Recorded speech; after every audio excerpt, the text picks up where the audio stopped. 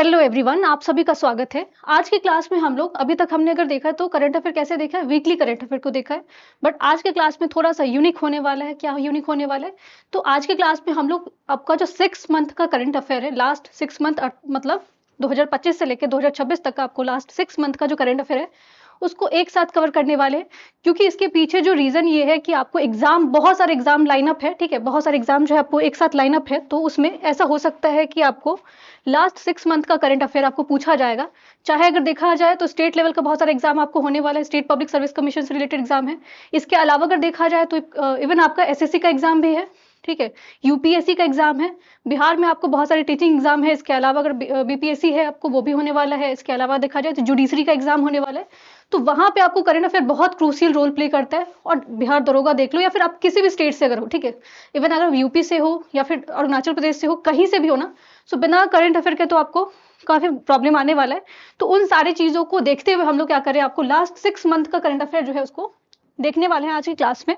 But आज तक अभी तक हमने क्या किया, एक हमारा जो है प्रोसेस है, ठीक है, जिसके तहत हम लोग क्या करते हैं, बस करंट अफेयर नहीं पढ़ते हैं, करंट अफेयर से रिलेटेड कौन कौन से क्वेश्चन आपको बन सकते हैं, ठीक है, मोस्ट प्रोबेबली आपको उसी करंट अफेयर से कौन से क्वेश्चन पूछे जाते हैं वो भी चीजें देखते हैं। और इसके अलावा आपका जो स्टैटिक वाला पोर्शन है उसको भी रिवाइज करवाती हूँ मैं। स्टैटिक के साथ साथ हम लोग क्या करते हैं, रिवीजन करते हैं, ठीक है, रिवीजन इज द की। कहीं भी आप जाओगे, कुछ भी पढ़ोगे तो बिना रिवीजन के आप नहीं कर सकते हो। और कोशिश करो कि बहुत सारे नए सोर्सेज को मत रेफर करो। इस 6 मंथ का जो करंट अफेयर इसमें हमने सोर्सेज, आपको ऑथेंटिक सोर्सेज, बार बार मैं यही बोल रही हूँ, आपको पीआईबी से न्यूज कवर करवाते हैं, तो वहां से आपको कोई भी न्यूज मिस नहीं होने वाला है। एंड इसके अलावा इससे ऑल इंडिया न्यूज है, ठीक है, इसके अलावा जो भी चीज है ना जहां से आपको पूछा जाएगा क्वेश्चन, डिफरेंट मिनिस्ट्री है वहां से अगर कुछ क्वेश्चन आते हैं, सो वहीं से सारी चीजों को लिया गया है। तो आपको अलग से कोई भी सोर्सेज रेफर करने की जरूरत नहीं है। आप इसको एक बार देख के चले जाओ, आपको क्वेश्चन वहां पे देखने के लिए मिलेगा, ठीक है। अब नाउ यहाँ पे, क्योंकि अभी तक हमने क्या किया, वीकली करंट अफेयर किया, ठीक है, और वीकली करंट अफेयर में हम लोग क्या करते हैं, वीकली आपको मोटिवेशन दिया जाता है। लेकिन क्योंकि 6 मंथ का करंट अफेयर पढ़ना है तो थोड़ा सा कॉम्प्रिहेंसिव होगा आपको ये लेक्चर, ठीक है, थोड़ा सा लंबा जाएगा, तो इसमें आप थोड़ा सा पेशेंस बना के रखना। लेकिन आज के लिए भी मोटिवेशन है, ठीक है, बिना मोटिवेशन के तो हम लोग कोई काम नहीं करते ना। आज भी हमारे लिए मोटिवेशन है। मैं आपको मोटिवेशन देती हूँ, आप अपनी तरफ से मोटिवेशन कैसे दे सकते हो, जितना हो सके उतना लाइक करो, और जितने आपके दोस्त हैं उनके साथ क्या करो, शेयर करो, एंड चैनल को सब्सक्राइब करो, ठीक है। नाउ यहाँ पे देखते हैं आज का मोटिवेशन क्या है, ठीक है। आज का मोटिवेशन जो है ये है आपका, bird sitting on a tree is never afraid of the branch breaking, ठीक है, और बिकॉज हर, ठीक है, हर या his trust is not in the branch but in his और हर ओन विंग्स। तो ये आपके लिए ही है, ठीक है, आपके सिचुएशन को ही रिलेट करके दिया गया है। जैसे चिड़िया अगर किसी जो है वो ब्रांच पे बैठी हुई है, ठीक है, किसी आपको ब्रांच पे बैठी हुई है, तो उसको उस ब्रांच पे, ठीक है, उसको जो है उस ट्री के ब्रांच पे ट्रस्ट नहीं है, ठीक है, उसको अपने पंख पे ट्रस्ट है। क्यों ट्रस्ट है? क्योंकि वो अपने आप में विश्वास रखती है। कोई भी परिस्थिति आ जाए, ये आपको जो है वो पेड़ टूट भी जाए, तब भी उसको भरोसा है कि वो अपने जो है वो पंख के बदौलत जो है वो उस सिचुएशन से बाहर निकल जाएगी। सो इट मीन्स कि ऑलवेज बिलीव इन योरसेल्फ, आपको अपने ऊपर ही भरोसा रखना पड़ेगा। कोई और आपको जो है 2 दिन के लिए मोटिवेट करेगा, 3 दिन के लिए आपको समझाएगा, एंड लास्ट में जो है आपका जो बैटल है, जो आपका जो आपने जो युद्ध ठाना है, ठीक है, उसको खुद ही आपको विजय प्राप्त करना पड़ेगा। Believe in yourself. और ये बार बार आपको कोई और नहीं बोलेगा, क्योंकि 99% ऐसे लोग हैं आपके लाइफ में जो आपके हार का इंतजार कर रहे हैं। तो उनके लिए क्या करो, आप जवाब दो, और जवाब ऐसे लड़ झगड़ के नहीं दी जाती है, जवाब अपने रिजल्ट से दोगे, ठीक है। So always believe in yourself. आपको खुद पे भरोसा रखना पड़ेगा, कोई और आपके बदले भरोसा नहीं दिखाएगा। बस 1% लोग होते हैं जो कि आपके फैमिली फ्रेंड्स हो सकते हैं, ठीक है, तो वो आपको थोड़ा बहुत भरोसा दिखाएंगे, लेकिन लास्ट में कहीं ना कहीं वहां से भी भरोसा खत्म होने लगता है। इसलिए आपको खुद को डेली आपको याद दिलाना है, मोटिवेट करना है कि आपने जो जर्नी शुरू किया उसको क्या करना है, खत्म करना है। तो ये मोटिवेशन हो गया। अब 6 महीने का करंट अफेयर देखने वाले हैं। सो 1 बाय 1 देखते हैं। जो पहला करंट अफेयर है, अगेन अवार्ड से बहुत सारे सवाल आते हैं, ठीक है। सो ये पूरे करंट अफेयर में अवार्ड होने वाला है, अपॉइंटमेंट है, ठीक है, आपको खेलकूद से जो भी न्यूज होगा वो भी रहने वाला है, समिट, कॉन्फ्रेंस, सम्मेलन वगैरह जो है सब सारी चीजें कवर करेंगे, ठीक है। सो पहला क्वेश्चन है आपको 2026, ठीक है। सो क्योंकि 2025 का पढ़ने का अभी जरूरी नहीं है, क्योंकि 2026 में ऑलरेडी अवार्ड दे दिया गया है। सो 2026 का ग्रैमी अवार्ड्स जो है आपको एल्बम ऑफ द ईयर किसने जीता है, so who has won album of the year at the 2026 Grammy award. So Grammy award घोषित कर दिया गया, और किसको मिला है, सो ये मूवी को नाम याद रखना, बैड बनी को, ठीक है, ये बैड बनी को मिला है। Album of the year, Grammy award. ना हमारे लिए स्टैटिक में सवाल क्या होगा, क्या अभी तक इस वर्ष 2026 में तो किसी इंडियन को नहीं मिला है ग्रैमी अवार्ड, लेकिन टिल नाउ अगर देखा जाए तो टोटल 15, ठीक है, 15 इंडियंस को अभी तक ग्रैमी अवार्ड मिल चुका है, ठीक है। लेकिन अगर पूछा जाएगा, फर्स्ट ही पूछा जाता है, ठीक है, ये स्टैटिक का क्वेश्चन बनता है। फर्स्ट जो आपको इंडियन या फर्स्ट भारतीय, ठीक है, जिनको ग्रैमी अवार्ड मिला था, उनका नाम याद रखना आपको, रवि शंकर, ठीक है। और ये आपको सितार सितार वादक हैं, ठीक है, सितार वादक है कौन, रविशंकर। और इनको पहला जो है, पहले भारतीय है जिनको ग्रैमी अवार्ड मिला हुआ था। लेकिन 2026 के लिए आपको क्या रखना है, याद रखना है, बैड बनी, ठीक है। अब यहाँ पे बहुत सारा डिटेल दिए, इतनी सारी चीजें आपको नहीं पढ़ना, आपको क्वेश्चन यही आएगा, ठीक है, बहुत डिटेल में जाके चीजें नहीं देखनी है। अब क्योंकि हमने ग्रैमी अवार्ड देख लिया है, लेकिन 2026 में आपको ऑस्कर अवार्ड भी हो चुका है, 98 नंबर का था आपको ऑस्कर, जिसको जो है वो ये अवार्ड ऑलरेडी दे दिया गया है।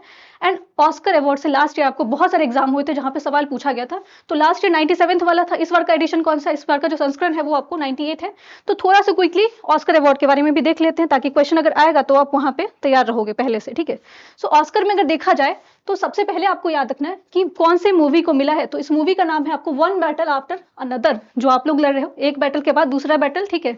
कभी करंट अफेयर पढ़ना पड़ा, कभी स्टैटिक पढ़ना पड़ा, कभी जीके, कभी मैथ्स, रीजनिंग, ठीक है। सो आपके लाइफ में भी बैटल है। सो ये मूवी आपका वन बैटल आफ्टर अनदर, इसको मिला है बेस्ट मूवी के लिए। तो यही आपको पूछा जाता है कि ऑस्कर में जो बेस्ट मूवी है किसको मिला है। तो ये बेस्ट डायरेक्टर के लिए भी इन्हीं को मिला है, इसी मूवी के। तो इस जो डायरेक्टर उनका नाम है पॉल थॉमस एंडरसन। थोड़ा डिटेल अगर जाता है तो उसके लिए भी हम लोग तैयार रहेंगे। नाउ बेस्ट एक्टर के लिए माइकल बी जॉर्डन को मिला है, ये इसी मूवी से एसोसिएटेड है आपको, ठीक है। सो टोटल अगर देखा जाए तो 6 अवार्ड मिला है, वन बैटल आफ्टर अनदर को ऑस्कर अवार्ड मिला, ठीक है। बेस्ट एक्ट्रेस जो वो जेसिका बैकले को मिला है हेमलेट के लिए। तो इनका नाम याद रखना। बहुत सारे आप के पॉप में जो है आपको मूवी है डेमन हंटर्स, उसको मिला है, ठीक है। इसके अलावा अगर देखा जाए तो नॉर्वे सेंटिमेंट वैल्यूज है, इसको मिला हुआ है। और डॉक्यूमेंट्री भी आपका था, जो कि रशियन डॉक्यूमेंट्री बनाया गया था, पुतिन पे बनाया गया, तो उसके लिए भी ऑस्कर अवार्ड मिला है।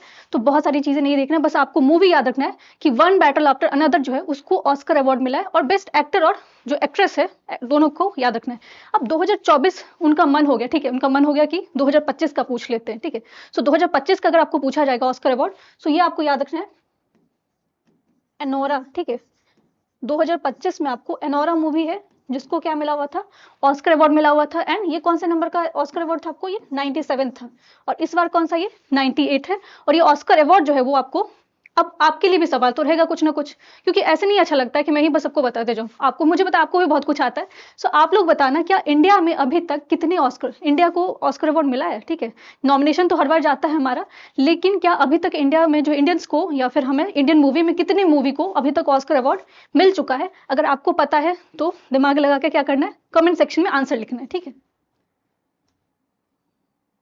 नाउ नेक्स्ट क्वेश्चन आपका सम्मेलन से है, ठीक है। अब ये समिट है, where was the 11th world green economy summit 2025। So 11वें वर्ल्ड ग्रीन इकोनॉमी समिट 2025 का आपको कहाँ पे आयोजित किया गया है। सो ये बहुत इंपॉर्टेंट है, क्योंकि अगर देखा जाए पर्यावरण के हिसाब से, इन्वायरमेंट के हिसाब से, तो ये सवाल इंपॉर्टेंट हो जाता है। सो ये कहाँ पे हुआ आपको, दुबई में हुआ है, यूएई में जो है इस समिट को कंक्लूड किया गया है।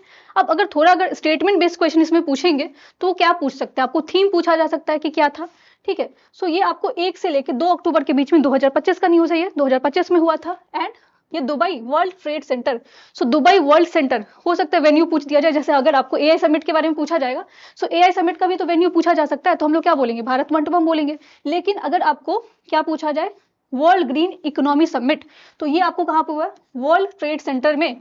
और इसको ऑर्गेनाइज किसने किया था, क्योंकि बहुत बार ऐसा होता है कि उनका मन होता है कि कौन सा इंस्टीट्यूट ऑर्गेनाइज कर रहा है, कौन से आपको जो इसमें कौन कौन से जो कार्यकर्ता जुड़े हुए हैं। सो आंसर याद रखना आपको, दुबई सुप्रीम काउंसिल है, ठीक है, Dubai electricity and water authority है। इसके अलावा आपको world green energy economy, world green energy economy जो है, जो वर्ल्ड लेवल पे काम करता है, इन तीनों के सहयोग से जो है आपको ये समिट को कंक्लूड करवाया गया है। और ये कहाँ पे हुआ है आपको, दुबई यूएई में।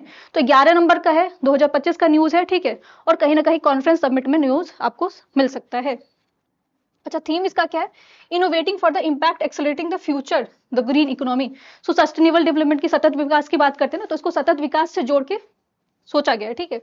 नाउ नेक्स्ट क्वेश्चन है आपका। नेक्स्ट क्वेश्चन जाने से पहले हम लोग क्या करने वाले हैं, बहुत सारे समिट आपको जो अभी लाइनअप है, जो कि आपको हो चुका है, होने वाला है।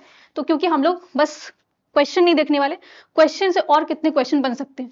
सो 2026 का ब्रिक्स समिट जो है वो बार बार बोल रही हूँ मैंने, वीकली करंट अफेयर में बहुत डिटेल में बताया था। इंडिया में होने वाले ब्रिक्स में कितने मेंबर, ये भी मैंने बताया आपको।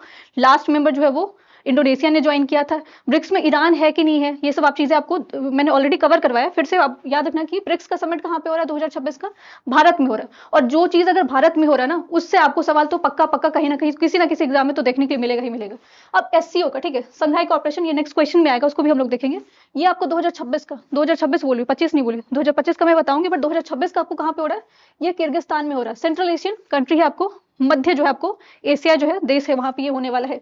आसियान समिट 2026 का, ठीक है, अगेन 2026 का, ये फिलीपींस में होने वाला है एंड ये हो चुका है, ठीक है। G20 जो है आपको 2026 का, G20 2026, G20 अगर पूछा जाए लास्ट ईयर का 2025 का, तो फिर आंसर बदल जाएगा, उसको भी हम लोग देखेंगे, वो आपको साउथ अफ्रीका में हुआ है। बट 2026 का पूछा जाए तो ये कहाँ पे हो रहा है आपको, यूएसए में हो रहा है, ठीक है। G7 2026, G7 अभी ऑलरेडी हो चुका है आपका, और यहाँ से सवाल आने के चांसेस हैं। तो ये आपको कहाँ पे हुआ, फ्रांस में हुआ है, ठीक है। 2026 में फ्रांस में G7 समिट हुआ है। अब इसमें G7 में कौन कौन से कंट्रीज हैं, ये सब भी मैंने आपको बताया। एपेक जो है ये आपको 2026 का कहाँ पे होगा, चाइना में होगा। कॉप, ठीक है, अब कॉप तो बहुत सारे होते हैं, कॉप 31 है, कॉप 30 है, ठीक है। सो 30 वाला जो है आपको कॉप 30 वो ब्राजील में हुआ था। कॉप 31 जो है इसको लेके ना बहुत संग्राम हुआ था, ठीक है। ऑस्ट्रेलिया करवाएगा कि टर्की करवाएगा, तो लास्ट में जाके जो कंक्लूजन निकलता है वो किसके फेवर में गया था, टर्की के, ठीक है। सो 2026 का जो कॉप 31 इसको बोल सकते हैं, कॉप 31। कॉप 31 कहाँ पे हो रहा है आपको, टर्की में हो रहा है। एंड क्वाड आया, ठीक है, क्वाड 2026, क्वाड 2026 आपको कहाँ पे होने वाला है, इंडिया में होने वाला है। अब क्वाड के बारे में ऑलरेडी आपको पता होगा कि इसमें चार, क्वाड का मतलब ही चार होता है। चार कौन कौन है इसमें, आपको इंडिया है, इंडिया में हो रहा है तो इंडिया तो होगा ही होगा, ठीक है। दूसरा आपको यूएसए, हर जगह रहता है, कॉमन है, ठीक है। जैसे सब्जी में आपको क्या होता है, आलू बहुत कॉमन होता है, यूएसए हर ऑर्गेनाइजेशन में ऑलमोस्ट पहुंच जाता है। फिर इसके अलावा India, USA, Japan and Australia. अब देखो ये क्वाड बनाने का पर्पस आपको यही था कि जो चाइना का हेजेमनी आपको बढ़ते जा रहा है इंडियन ओशन में, साउथ चाइना सी जिसको ये बार बार बोलते हैं, सो उन सारी चीजों को जो है रोकथाम करने के लिए आपको क्वाड बनाया गया था। तो क्वाड का 2026 का समिट आपको याद रखना कहाँ पे होने वाला है, इंडिया में, ठीक है। नाउ नेक्स्ट क्वेश्चन आपका इंडेक्स से जुड़ा हुआ है, ठीक है, इंडेक्स से जुड़ा हुआ सवाल है। सो इसमें आपको what is the rank of India as in global climate risk index 2025 का, ठीक है, जिसको रिलीज कौन करता है। अब यही सवाल एक तो पूछ दिया जाता है कि आपको क्लाइमेट रिस्क इंडेक्स जो है उसको कौन रिलीज करता है, तो ग्रीन वॉच रिलीज करता है। इसके अकॉर्डिंग भारत का रैंक आपको 23rd है, 23rd, ठीक है। अब इसमें बहुत सारे बदलाव है, बहुत सारे, अगर उसको सर्च करोगे तो बहुत जगह अलग अलग आंसर मिलेगा, लेकिन 23rd आपको याद रखना 2025 के अकॉर्डिंग। सो आपको जर्मन वॉच के द्वारा जारी ग्लोबल क्लाइमेट रिस्क इंडेक्स 2025 में भारत का रैंक 23 है, ठीक है। अब बाकी ये रैंकिंग तो हमने देख लिया, बट इसके अलावा भी बहुत सारे रैंकिंग है जो कि आपको इंपॉर्टेंट है, जैसे कि ग्लोबल हंगर इंडेक्स, इसमें भारत का रैंक मैंने आप लोगों को बताया था, आप लोग इसको सर्च करके बताना कि इसमें भारत का रैंक कितना है, ठीक है। इसके अलावा अगर देखा जाए तो बहुत सारे रैंकिंग रिलीज हुए, जैसे कि एशिया मैन्युफैक्चरिंग जो है इंडेक्स रिलीज हुआ था, एशिया में आपको भारत का 6th रैंक है। इवन आपको न्यूक्लियर जो है स्टॉक पाइल्स रिलीज हुआ था, जिसमें भारत जो है वो जो न्यूक्लियर है उसको, उसका कैपेसिटी कौन से रैंक पे आता है, तो उसको लेके भी रैंकिंग रिलीज हुआ था। तो ऐसे रैंकिंग जैसे रिलीज होता रहता है ना, उसको देखने हैं। बट अभी 2025 के हिसाब से क्लाइमेट रिस्क इंडेक्स वाला आपको याद रखना 23rd ग्रीन वॉच ने इसको रिलीज किया था। नाउ नेक्स्ट क्वेश्चन अगेन सम्मेलन से जुड़ा हुआ है। अब ये बहुत बहुत इंपॉर्टेंट है, क्योंकि यहाँ पे आपको परंपरागत अर्थात ट्रेडिशनल मेडिसिन के बारे में बात किया गया है। तो ट्रेडिशनल मेडिसिन का अगर देखा जाए तो भारत में तो इसका इतिहास माना जाता है, ठीक है। यहाँ सब बोला जाता है कि आपको आयुर्वेदा हो गया, यूनानी हो गया, सिद्धि हो गया, इन सारी चीजों पे बहुत ज्यादा अभी ध्यान दिया जा रहा है। खासकर जो कोविड का टाइम था उस टाइम पे ट्रेडिशनल मेडिसिन को जो है उसका इंपॉर्टेंस बहुत ज्यादा बढ़ गया था, ठीक है। तो इस वजह से इसमें आपको कुछ ना कुछ चलता रहता है, और भारत आपको पहला देश बनाया जिसने क्या किया, इसको अलग से जो है वो एक पूरा कैटेगरी बना रहा है किस चीज को लेकर, ट्रेडिशनल मेडिसिन को लेकर। लेकिन सवाल क्या है आपको, where was the WHO second, अब यहाँ पे सेकेंड पूछा गया, फर्स्ट नहीं है, ठीक है। Second global summit of on traditional medicine held, ठीक है। सो ट्रेडिशनल मेडिसिन पे जो आपको ग्लोबल समिट जो है वो कहाँ पे हुआ है, तो ये आपको याद रखना न्यू दिल्ली में हुआ है, नई दिल्ली में हुई है, आपको इंडिया में हुआ है, तो आपको याद रखना है। And at the same time कि आपको ये कब से कब तक हुआ था, तो ये ऑलरेडी आपको 2025 में हुआ था, दिसंबर के टाइम पे हुआ था, 17 से लेकर 19 दिसंबर के बीच में 2025 में आपको हुआ था। अगेन इसका भी थीम था, ठीक है, इसका भी थीम रखा गया था। इसका थीम आपको दिख रहा होगा, restoring the balance for people and planet and science and practice wellbeing. तो साइंस से आपको ट्रेडिशनल मेडिसिन को जोड़ के रखना है, कैसे उसको रिस्टोर करना है, उसको कैसे प्रिजर्व करना है ट्रेडिशनल मेडिसिन को, और कैसे आपको परंपरागत जो आपको मेडिसिन है उसको कैसे प्रमोट करना है, उसको लेके ये अब पूरा सम्मेलन करवाया गया था। और ये कहाँ पे हुआ था? नई दिल्ली में हुई थी। ठीक है, सो WHO यहाँ पे आ गया। थोड़ा सा WHO के बारे में देख लेते हैं, नहीं तो फिर इनजस्टिस हो जाएगा WHO के साथ। WHO के बारे में अगर देखा जाए, सो ये आपको इसका हेडक्वार्टर कहाँ पे? जेनेवा स्विट्जरलैंड में है। ये आपको 7 अप्रैल को बना था। और कब? 1948 में। अब इसलिए मैंने 7 अप्रैल यहाँ पे लिखा है क्योंकि हर साल आपको 7 अप्रैल को क्या होता है? वर्ल्ड हेल्थ डे होता है।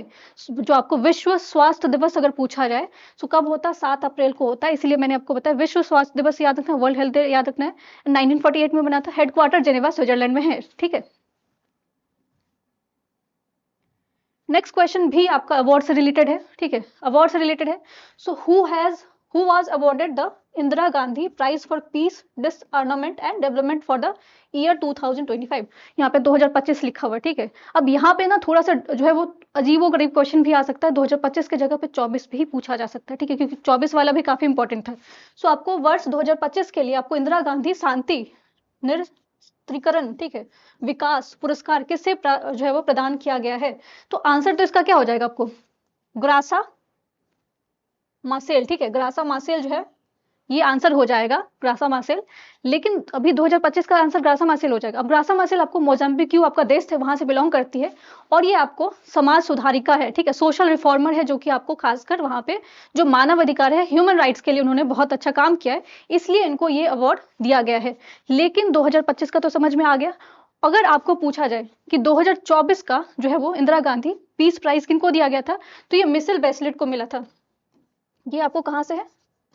चिली देश से है। ठीक है, चिली देश से बिलोंग करती है, और ये चिली देश में भी इन्होंने इनका, अगर आपने एनसीईआरटी पढ़ा होगा ना क्लास 6-7 का, ठीक है, जिसमें आपने सिविक्स पढ़ा होगा, राजनीतिक शास्त्र जो है वहां पे पढ़ा होगा, तो इनके बारे में पक्का पक्का आपने पढ़ा होगा। सो मिसेल बेचलेट का आपको नाम याद रखना है। ये आपको चिली देश से है, और इनको 2024 का क्या मिला था? इंदिरा गांधी पीस प्राइज मिला हुआ था। अभी इंदिरा गांधी पीस प्राइज जो है, थोड़ा सा इसके बारे में हिस्ट्री देख लेते हैं। सो ये पीस प्राइज को देने का जो है प्रक्रिया जो है, प्रोसेस कब से स्टार्ट हुआ था? तो 1985 से स्टार्ट किया गया था। बट इसको देता कौन है? ठीक है, कोई संस्था तो इसको देती होगी। तो institute by the Indira Gandhi memorial trust. ठीक है, इंदिरा गांधी मेमोरियल ट्रस्ट है जो कि आपको हर साल ये अवार्ड देती है। सो 2025 का आपको याद रखना है ग्रासा मैसेल, जो कि आपको मोजाम्बिक से है, एंड 2024 का किसको मिला था? मिसेल बेचलेट को मिला था, जो कि आपको चिली देश से बिलोंग करती हैं। ठीक है, सो ये सारी चीजें थी जो कि आपको पता होना चाहिए category of award. Next question भी अवार्ड से रिलेटेड है। ठीक है, सो ये भी क्वेश्चन आपको कहीं ना कहीं मिल सकता है एग्जाम में। सो who has become the youngest and first, ठीक है, यंगेस्ट तो है ही, लेकिन पहले एशियन बन गए। ठीक है, first Asian to receive the global humanitarian award. ठीक है, सो ग्लोबल ह्यूमैनिटेरियन अवार्ड प्राप्त करने वाले सबसे युवा और पहले एशियाई कौन बने हैं?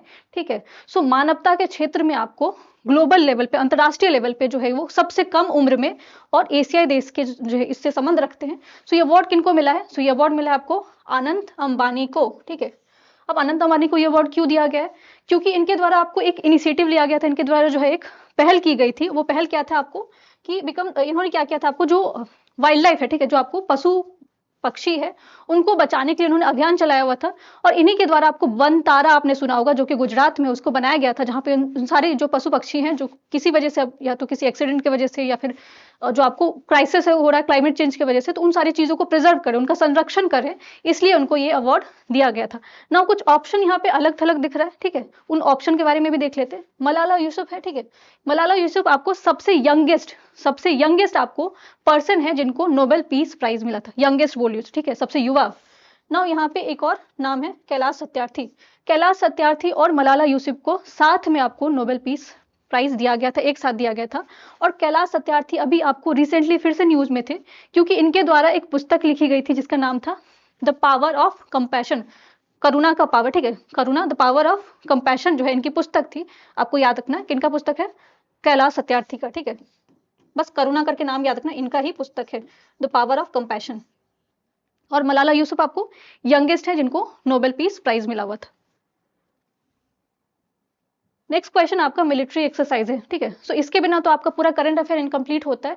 बहुत सारे मिलिट्री एक्सरसाइज होते हैं, लेकिन 2025 का क्योंकि हम लोग 6 महीने का करंट अफेयर देख रहे हैं, सो इससे जुड़ा हुआ जितने भी मिलिट्री एक्सरसाइज होंगे सबको रिवाइज करेंगे, ठीक है। सो वेयर वॉज द 19वीं एडिशन का आपको India Nepal joint military exercise Surya Kiran, जो कि यहाँ पे 19 लिखा हुआ, 2025 का कहाँ पे हुआ है? सो भारत नेपाल संयुक्त सैन्य अभ्यास सूर्य किरण 2025 का जो आपको 19 संस्करण है उसको कहाँ पे आयोजित किया गया है? सो 2025 का आपको सूर्य किरण मिलिट्री एक्सरसाइज कहाँ पे आयोजित किया गया है? सो याद रखना आपको ये कहाँ पे हुआ है? पिथौरगढ़ में, ठीक है। पिथौरगढ़ कहाँ पे है? ये उत्तराखंड में है। सो आपको यहाँ पे क्योंकि 19 नंबर का ऑलरेडी हो चुका है, 2025 का है, तो आपको बस पूछा जाएगा। हो सकता है कि आप यूपीएससी एग्जाम देने के लिए अगर हो तो उसमें आपको थोड़ा डिटेल में जाकर स्टेटमेंट क्वेश्चन पूछ दिया जाता है, जैसे कि आपको सूर्य किरण एक्सरसाइज कौन सा एडिशन था? 19th एडिशन था। इसके अलावा कहाँ पे हुआ? तो ऑलरेडी आपको पता है पिथौरगढ़ उत्तराखंड में हुआ है। भारत की तरफ से और नेपाल की तरफ से कौन कौन से रेजिमेंट ने इसमें पार्टिसिपेट किया था? सो भारत की तरफ से आपको कौन सा रेजिमेंट था? असम रेजिमेंट था। और जो आपका नेपाल की तरफ से था दत्ता देवी रेजिमेंट, ठीक है। ये दोनों नाम याद रखना है। लेकिन क्या इतने से काम बन जाएगा अपना? नहीं, ठीक है। क्यों नहीं बनेगा? क्योंकि बहुत सारे अदर मिलिट्री एक्सरसाइज भी हुए। तो क्या क्विकली थोड़ा सा बिना टाइम को वेस्ट किए, बहुत सारे मिलिट्री एक्सरसाइज है, थोड़ा जल्दी जल्दी इसको क्या करते हैं रिवाइज कर लेते हैं, जो कि आपको हेल्पफुल रहेगा आगे के एग्जाम के लिए। सो अदर मिलिट्री एक्सरसाइज अगर देखा जाए तो खंजर, ठीक है। खंजर इंडिया और किसके बीच में होता है? किर्गिस्तान के बीच में होता है। इंडिया और किर्गिस्तान के बीच में आपको खंजर मिलिट्री एक्सरसाइज होता है। ऑस्ट्रेलियन, ये तो आसान है, ऑस्ट्रेलिया इसी से हो जाएगा, इसमें तो ज्यादा कुछ दिमाग लगाने की जरूरत नहीं। युद्ध अभ्यास इंपॉर्टेंट है क्योंकि युद्ध अभ्यास आपको हाल फिलहाल में 2025 में भी हुआ है, ठीक है। सो ये किसके बीच में होता है युद्ध अभ्यास? इंडिया और यूएसए के बीच में, ठीक है। हमारा हमेशा उनके साथ युद्ध तो चलता ही रहता है, ठीक है। कौन सा? कोल्ड वॉर टाइप का, टैरिफ वाला, ठीक है। सो आपको इंडिया और यूएसए के बीच में आपको युद्ध अभ्यास होता है। गरुड़ शक्ति, गरुड़ शक्ति किसके बीच में होता है? आपको गरुड़ अगर पूछा जाएगा ना तो फिर गड़बड़ हो जाएगा।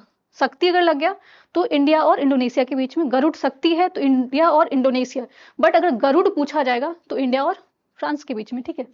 लामित्य, ये थोड़ा सा यूनिक है और यूनिक चीजें जो है एग्जामिनर को बहुत पसंद आता है, ठीक है। सो लामित्य जो है आपको इंडिया और सेशल्स के बीच में हुआ, ये भी आपको 2026 में अभी हाल फिलहाल में जो है वो कंडक्ट करवाया गया है। और ये लामित्य एक्सरसाइज जो इंडिया और सेशल्स के बीच में, ये भारत में नहीं हुआ है, ठीक है। सेशल्स में ही आपको इंडिया और भारत के बीच में जो है इसको कंडक्ट करवाया गया है। फिर आपको वज्र प्रहार है, वज्र प्रहार आपको इंडिया और यूएसए के बीच में होता है। सो युद्ध अभ्यास और वज्र प्रहार आपको याद रखना है, इंडिया और यूएसए के बीच में होता है। इक्विवेरीन जो है आपको इंडिया और मालदीव के बीच में होता है। मैत्री, ठीक है, मैत्री एक्सरसाइज इंडिया और थाईलैंड के बीच में होता है, ठीक है। मैत्री का भी बहुत अलग अलग है, तो मैत्री अगर पूछा जाए डबल ई वाला तो आपको याद रखना है इंडिया और थाईलैंड के बीच में। देन नोमैटिक एलिफेंट, ये इंपॉर्टेंट है, ये इकलौता एक्सरसाइज होता है किसके बीच में? इंडिया और मंगोलिया के बीच में। नोमैटिक एलिफेंट, ठीक है, इंडिया और मंगोलिया के बीच में। शक्ति, ठीक है, शक्ति अगर शक्ति पूछा जाए तो आपको याद रखना, एक तो गरुड़ शक्ति पूछा जाए तो फिर आपका आंसर अलग हो जाता है, किसका हो जाता है? इंडोनेशिया के साथ। शक्ति याद रखना आपको किसका होता है? फ्रांस के साथ। सो वरुण शक्ति भी आपको फ्रांस के साथ होता है, शक्ति भी होता है, एंड गरुड़ जो है वो भी आपको फ्रांस के साथ होता है। संप्रीति, दोस्ती इंडिया और बांग्लादेश के बीच में, ठीक है। जब तक ये आपको पार्टीशन नहीं हुआ तब तक तो दोस्ती थे ना, भाई भाई थे, ठीक है। प्रबल दोस्ती की ये आपको इंडिया और कजाकिस्तान के बीच में होता है। इंद्र एक्सरसाइज भी इंपॉर्टेंट है, ठीक है, इंडिया और रसिया के बीच में होता है। इंडिया और रसिया के बीच में इंद्र एक्सरसाइज होता है। अजय वॉरियर आपको इंडिया और यूके के बीच में होता है। मित्र शक्ति इंडिया और श्रीलंका, ठीक है। मित्र शक्ति आपको याद रखना इंडिया और श्रीलंका के बीच में होता है। अलनाग, ये आपको कहाँ पे होता है? इंडिया और ओमान के बीच में। अलनाग इंडिया और ओमान के बीच में। हैंड इन हैंड, ठीक है, हमारा चाइना के साथ बहुत ज्यादा दोस्ती है, बहुत अच्छा तो बनता नहीं है, तो एक ही एक्सरसाइज याद रखना आपको, हैंड इन हैंड, किसके साथ? चाइना के साथ, इंडिया और चाइना के बीच में। इम्पैक्स, ये आपको इंडिया और म्यांमार के बीच में होता है। सूर्य किरण तो ऑलरेडी मैंने आपको बता दिया, इंडिया और नेपाल के बीच में होता है, ठीक है। तो ये सारे मिलिट्री एक्सरसाइज, बट एक एक्सरसाइज अभी और रिसेंटली न्यूज में, साइक्लोन, ठीक है, साइक्लोन है न्यूज में, इंडिया और मिस्र के बीच में, अर्थात इंडिया और इजिप्ट के बीच में होता है। इंडिया और इजिप्ट के बीच में होता है आपको साइक्लोन। नाउ नेक्स्ट क्वेश्चन है आपको अगेन फर्स्ट, ये क्वेश्चन तो पता नहीं कितने बार आपको वीकली में आया है, डेली में आता है, क्योंकि हर दिन आपको कहीं ना कहीं क्वेश्चन दिख ही जाएगा। So which city is home to the India's first quantum valley? Quantum valley, पहला क्वांटम वैली जो है वो कहाँ पे बनाया गया है? तो ये आंसर हो जाएगा इसका अमरावती, ठीक है। लेकिन अमरावती फिर से न्यूज में चल रहा है, क्यों न्यूज में चल रहा है? क्योंकि अमरावती को लेके ना 12 साल से लेकर 13 साल तक ये कंफ्यूजन था कि इसको कैपिटल बनाया जाए क्यों नहीं, ठीक है। आंध्र प्रदेश ने बहुत सारे प्रपोजल दिया था, विशाखापत्तनम को लेके, कुर्नूल को लेके एंड अमरावती को लेके, और उन्होंने 3 कैपिटल बनाने की डिमांड की थी, लेकिन लास्ट में वो उनका जो है वो लास्ट जो कंक्लूजन निकल के आया कि अमरावती को ही फाइनली वो एक ही कैपिटल बनेगा। अब यहाँ पे हो गया फाइनल, एक ही कैपिटल बन रहा है आपको आंध्र प्रदेश का, और कौन सा कैपिटल रहने वाला है, अमरावती। और इसको जो है एसेंट किसने दे दिया, प्रेसिडेंट ने दे दिया, ठीक है। सो ये सारी चीजें आपको याद रखना है अमरावती से। नेक्स्ट क्वेश्चन आपका यूनेस्को से है, ये भी इंपॉर्टेंट है। यूनेस्को बहुत बार न्यूज में कुछ ना कुछ रीजन की वजह से रहता है। So who has been appointed as the next director general of the UNESCO. So UNESCO अब ये डायरेक्टर जनरल बन चुके हैं, ये 2025 का न्यूज है। सो यूनेस्को के अगले महानिदेशक के रूप में किसे नियुक्त किया गया है। सो इनका नाम है आपको खालिद अल इनानी, ठीक है। खालिद अल इनानी जो है वो आपको यूनेस्को के क्या बने हैं, महानिदेशक बने हैं। अब यूनेस्को की ये क्यों इंपॉर्टेंट हो जाता है, बहुत सारे निदेशक बनते हैं, डायरेक्टर जनरल बनते रहते हैं, लेकिन ये आपको first Egyptian and Arab to the lead organization, ये पहले आपको मिस्र देश के जो है वो सिटीजन है, एंड अरब जो आपको पूरा अरब जो एरिया है वहां से पहले बार ऐसा हुआ जो कि आपको क्या कर रहे हैं, यूनेस्को को लीड कर रहे हैं। सो इनका नाम इसीलिए इंपॉर्टेंट है आपको, खालिद अल इनानी का, ठीक है। अब यूनेस्को है, ठीक है, इससे पहले आपको दिख रहा होगा कुछ और नाम भी दिख रहा है आपको, जैसे कि ऑड्रे ओजोल, ठीक है। ये आपको पहले, इनसे पहले अलग जो आपको खालिद अल इलानी है, इनसे पहले आपको यूनेस्को के ये महानिदेशक थे, फॉर्मर। अभी के लिए आपको करंट में कौन है, ये है, ठीक है। अब एंटोनियो गुटेरेस का भी नाम आया है, ये भी तो पता होना चाहिए। तो यूनाइटेड नेशन के कौन है, सेक्रेटरी जनरल है, 9th नंबर के जो है वो यूनाइटेड नेशन के सेक्रेटरी जनरल कौन है, एंटोनियो गुटेरेस है। अब क्रिस्टीना जो है ये आपको IMF से भी जुड़ी हुई है, इसके अलावा यूरोपियन कमीशन की फॉर्मर जो है वो वाइस प्रेसिडेंट रह चुकी है। तो ठीक है, यहाँ पे यूनेस्को को भी एक बार देख लेते फटाक से, स्टैटिक भी तो रिवाइज करना है। यूनेस्को जो है आपको कब बना था, 1945 में। और रीजनल हेडक्वार्टर इसका कहाँ पे, रीजनल बोल रही, ठीक है, क्षेत्रीय जो इसका हेडक्वार्टर है वो नई दिल्ली में, लेकिन प्रमुख जो इसका पूछा जाएगा हेडक्वार्टर कहाँ पे, तो वो आपको पेरिस फ्रांस में है, पेरिस फ्रांस। अब ये जेनेवा करके मत आना वहां पे, ठीक है। पेरिस फ्रांस में आपको यूनेस्को का हेडक्वार्टर है, 1945 में बना हुआ था। और यूनेस्को के द्वारा जो है आपको बहुत सारे जो है वो विश्व धरोहर दिए जाते हैं, वर्ल्ड हेरिटेज साइट बनाए जाते हैं। अच्छा, भारत में टोटल कितना अभी तक वर्ल्ड हेरिटेज साइट जो है वो यूनेस्को द्वारा डिक्लेयर किया गया, कुछ पता है तो बताना। ना नेक्स्ट क्वेश्चन जो मैंने बोला आपको G20, ठीक है, G20 समिट से, अब ये 2025 का है, 2025 का आपको G20 समिट जो है वो कहाँ पे होस्ट किया गया है। तो अभी तो 26 वाला कहाँ पे हो रहा है, USA में हो रहा है ना, बट 2025 वाला कहाँ हुआ था, क्योंकि 6 महीने पहले हमें भी तो देखना है चीजों को। तो 2025 वाला आपको साउथ अफ्रीका में आपको G20 का समिट हुआ था। लेकिन अब यहाँ पे अब एक तो कौन कौन से इस कंट्री इसको G20 के मेंबर है ऐसे याद नहीं रहेगा, ठीक है, लेकिन 2-3 बार इस चीज को देखोगे ना तो आपको वहां पे एग्जाम में रिकॉल करने में, एलिमिनेशन में काफी हेल्प मिलता है। जैसे कि अर्जेंटीना इसका मेंबर है, ऑस्ट्रेलिया है, ब्राजील है, कनाडा है, चाइना है, फ्रांस है, जर्मनी है, इंडिया है, इंडोनेशिया है, इटली है, जापान है, मेक्सिको है, रसिया है, सऊदी अरब है, साउथ अफ्रीका है, एंड साउथ कोरिया भी है, टर्की है, यूनाइटेड किंगडम है, यूनाइटेड स्टेट है, यूरोपियन यूनियन है, एंड अफ्रीकन यूनियन है। तो आपको याद रखना है टोटल आपको 19 देश है, 19 ही देश है, लेकिन जो हम 20 इसलिए बोलते हैं क्योंकि इसमें 2 आपको यूनियन भी जुड़ा हुआ, यूरोपियन यूनियन है एंड अफ्रीकन यूनियन है। टोटल अगर देखा जाए ग्लोबल जीडीपी अगर देखा जाए तो ये 19 देश और 2 यूरोपियन यूनियन मिला के 85%, 85% है। और पूरा पॉपुलेशन अगर देखा जाए इनका पूरा मिला दिया जाए पूरे देश का और यूरोपियन यूनियन और जो आपका अफ्रीकन यूनियन है, तो 2/3 आपको पूरा पॉपुलेशन है, इनका आबादी है। तो ये सारी चीजें इतनी नहीं भी याद रखी, कंट्री थोड़ा बहुत एक बार देख लेना है आपको। लेकिन G20 इसलिए बोल रही हूँ मैं आपको, 2023 का जो G20 था, ठीक है, 2023 का G20 आपको इंडिया में हुआ था, ठीक है।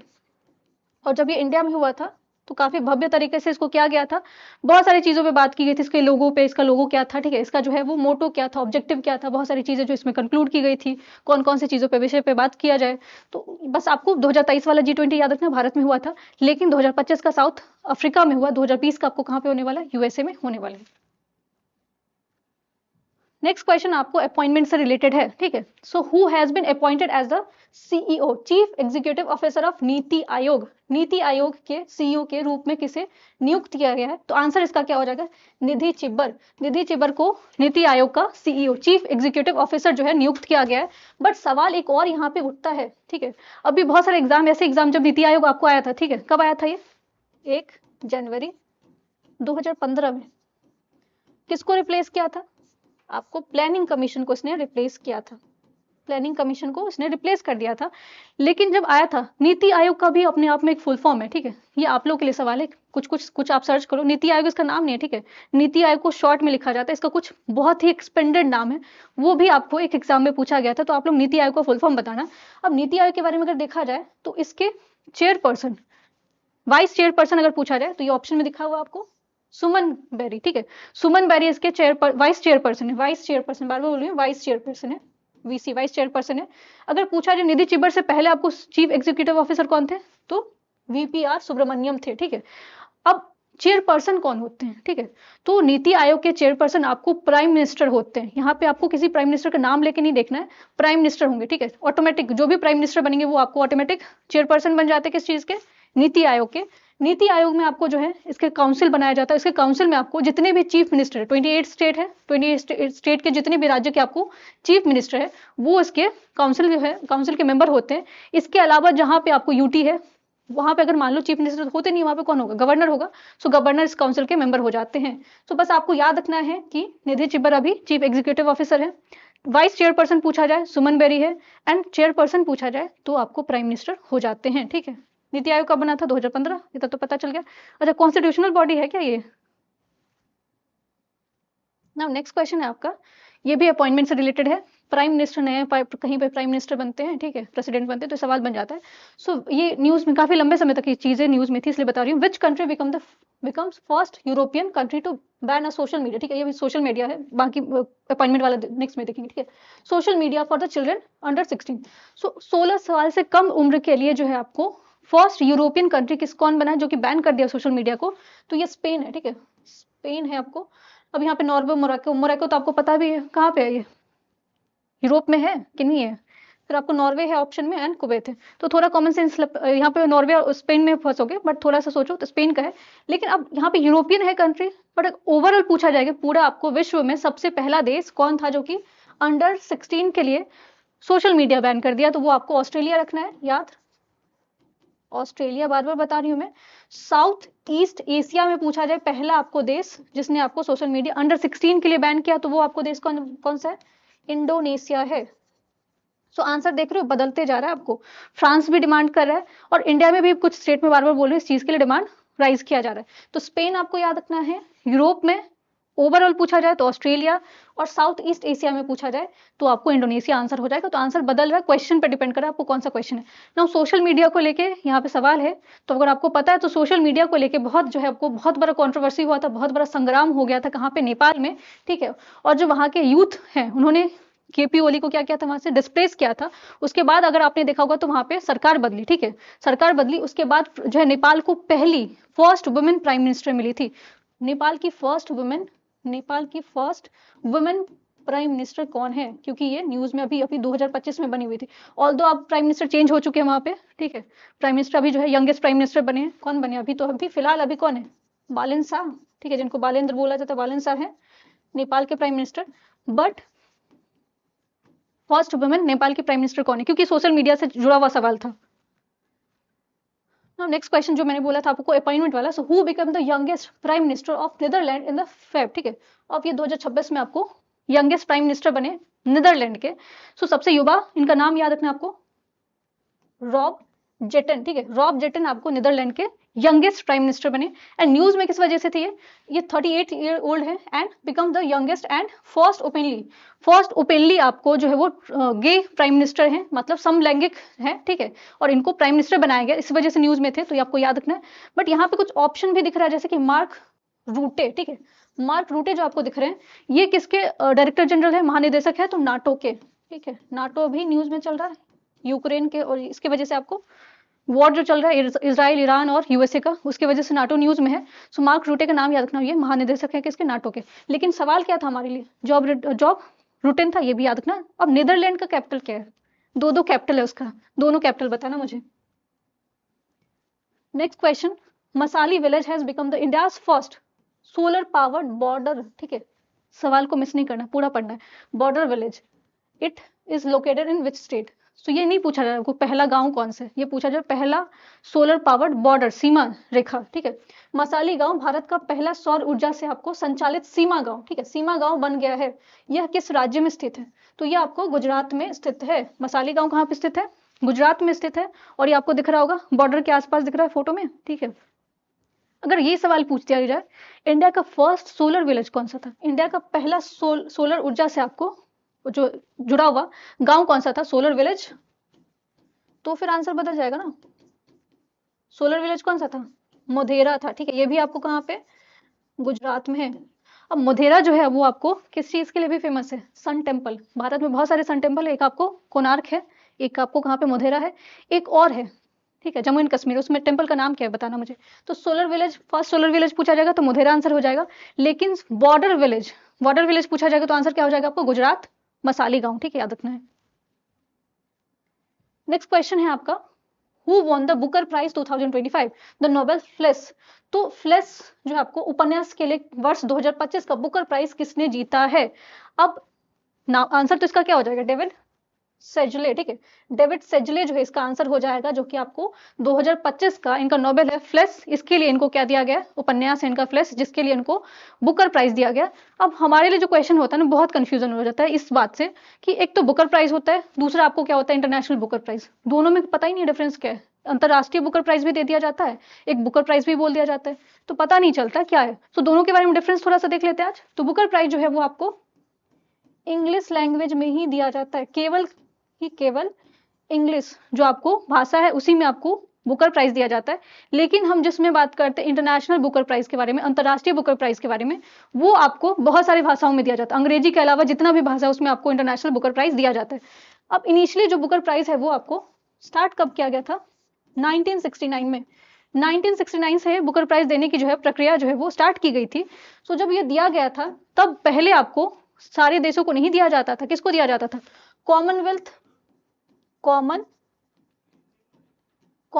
Country and plus Ireland. अब ये कॉमनवेल्थ कंट्री कौन से थे, वो देश जहां पे ब्रिटेन ने, ठीक है, जहां पे अंग्रेज ने क्या किया था, अपना सत्ता चलाया था, जिसको कॉलोनाइज किया था, जिसको अपना जो है वो अपने कंट्रोल में रखा था, स्लेव बना के रखा था, उसको कॉमनवेल्थ बोला जाता है। बट इसको 1969 तक ऐसा था, बट इसको बाद में बदल दिया गया, ठीक है। बाद में जब बदला जाता है तो उसके अलावा जितने भी देश हैं, तो इसीलिए आपको डेविड हेडली आपको याद है ना, कौन से देश से बिलोंग करते हैं, हंगरी से बिलोंग करते हैं, ठीक है। सो हंगरी से बिलोंग करते हैं, इनको ये अवार्ड दिया गया। अब भारत में अगर पूछा जाए कि आपको पहले बार फर्स्ट टाइम जो है किस पर्सनैलिटी को बुकर प्राइज, इंटरनेशनली बोल रही हूँ, ठीक है ना, आपको बुकर प्राइज पूछा जाएगा, सो किनको मिला था। अब यहाँ पे बहुत डिस्प्यूट है, कुछ लोग बोलेंगे नहीं इससे इंडियन ओरिजिन कौन है, ये है वो है, उसमें नहीं जाना है मुझे, उस डिबेट में नहीं जाना। आपको बस ये समझना है कि इससे पहले आपको तो ब्रिटिश ओरिजिन कौन है, आपको सलमान रुश्दी है, ठीक है, इनको भी मिला हुआ है, ये भी इंडियन ब्रिटिश ओरिजिन है। बट आंसर तो ये नहीं होगा ना, आंसर आपका क्या हो जाएगा, अरुंधति राय होगी, ठीक है। ये आपको पूरी तरीके से इंडियन है, इन्होंने कहीं और का भी सिटीजनशिप नहीं लिया, ठीक है। अरुंधति राय है आपको, जिनको 1997 में पहला बुकर प्राइज मिलता है। और बुक ये बहुत बार आपको एसएससी वाले एग्जाम में तो मैंने काफी बार देखा, ये क्वेश्चन पूछा गया, गॉड ऑफ स्मॉल थिंग, ये बुक जो है इनके द्वारा ही रचित है। इसी पुस्तक के लिए इनको क्या मिला हुआ था, बुकर प्राइज मिला हुआ था 1997 में। अब यहाँ पे सलमान रुश्दी है, इनका भी नाम याद, इनको भी बुकर प्राइज मिल गया काफी बार, लेकिन कौन से बुक के लिए मिला हुआ था इनको, मिडनाइट चिल्ड्रन के लिए मिला हुआ था, मिडनाइट चिल्ड्रन के लिए इनको सलमान रुश्दी को मिला हुआ था। इनके ऊपर अटैक भी हुआ था, इस वजह से भी न्यूज में थे। सो बुकर प्राइज आपको समझ में आ गया होगा, इंटरनेशनल बुकर प्राइज। अब इंटरनेशनल बुकर प्राइज तो क्योंकि हर भाषा में दिया जाता, अंग्रेजी में नहीं दिया जाता, अंग्रेजी के अलावा सारी भाषा में दिया जा रहा है। सो कौन थी जिनको ये मिला था, सो बानू मुस्ताक इनका नाम है, जिनको इंटरनेशनल बुकर प्राइज मिला हुआ था। कौन से भाषा के लिए, तो कन्नड़ लैंग्वेज के लिए। और इनका जो बुक है उसका नाम याद रखना आपको, हर्ट लैम्प, ये भी आपको सवाल आया था। हर्ट लैम्प बानू मुस्ताक का बुक है, जिसके लिए इनको इंटरनेशनल बुकर प्राइज मिला हुआ था। लास्ट टू लास्ट ईयर आपको गीतांजलि श्री को मिला हुआ था, कौन सा बुक था। नेक्स्ट क्वेश्चन आपका अगेन समिट से रिलेटेड है, जो हमने देखा था यहाँ पे। So where was the 25th, तो 25वें नंबर का, क्योंकि 26 नंबर का 26 नंबर का तो कहाँ पे हो रहा है, किर्गिस्तान में हो रहा है एससीओ का समिट। लेकिन 25वें नंबर का 2025 का एससीओ समिट कहाँ पे हुआ था, तो ये त्यानजिन आपको कहाँ पे, चाइना में है। तो त्यानजिन चाइना में एससीओ का समिट, जिसको संघाई कॉपरेशन बोला जाता है, इसका समिट आपको कहाँ पे हुआ था, त्यानजिन में हुआ था। हेडक्वार्टर पूछा जाएगा, ठीक है, हेडक्वार्टर कहाँ पे है एससीओ का, तो फिर आंसर बदल जाएगा, वो कहाँ पे है, बीजिंग में है, ठीक है। सो हेडक्वार्टर भी याद रखना आपको। अब एससीओ जो है आपको संघाई कॉपरेशन जिसको बोला जाता है, क्या इसका भारत मेंबर है। अब ईरान न्यूज में चल रहा है, तो हर चीज को देखते हुए जाना कि ईरान किस चीज का मेंबर है कि नहीं है। सो इसमें आपको याद रखना है एससीओ का कौन कौन मेंबर है। फाउंडिंग मेंबर इंडिया नहीं था, ठीक है, इंडिया और पाकिस्तान इसको बाद में ज्वाइन करता है। इनिशियली आपको याद रखना है कि Kazakhstan, Uzbekistan, Kyrgyzstan, Mongolia, China, Tajikistan, Iran, Pakistan and India, ये सब आपको रसिया भी इसका मेंबर है।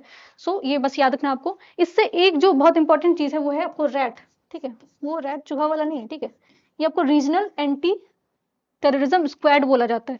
ये एससीओ का है, जिससे आपको किस चीज़ को खत्म किया जाएगा, आतंकवाद को खत्म किया जाएगा। बट बहुत अपने आप में मजाक है कि इससे ऐसे भी देश जुड़े हुए जहां पे आपको गढ़ माना जाता है, ठीक है।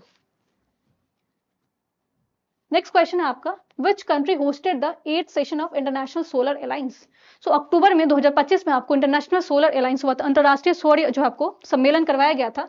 इसका आयोजन कहाँ पे किया गया था, ठीक है। सो ये आपको इंडिया में हुआ था, ठीक है, भारत में ही इसका सम्मेलन हुआ था। अब ये इंटरनेशनल ऑर्गेनाइजेशन है, एक ऐसा अंतरराष्ट्रीय ऑर्गेनाइजेशन है जिसका हेडक्वार्टर भी इंडिया में है, तो इसलिए काफी इंपॉर्टेंट है। सो इसका हेडक्वार्टर कहाँ पे, गुरुग्राम, गुरुग्राम हरियाणा में आपको इंटरनेशनल सोलर अलायंस का हेडक्वार्टर है। अब इसको 2015 में इसको बनाया गया था।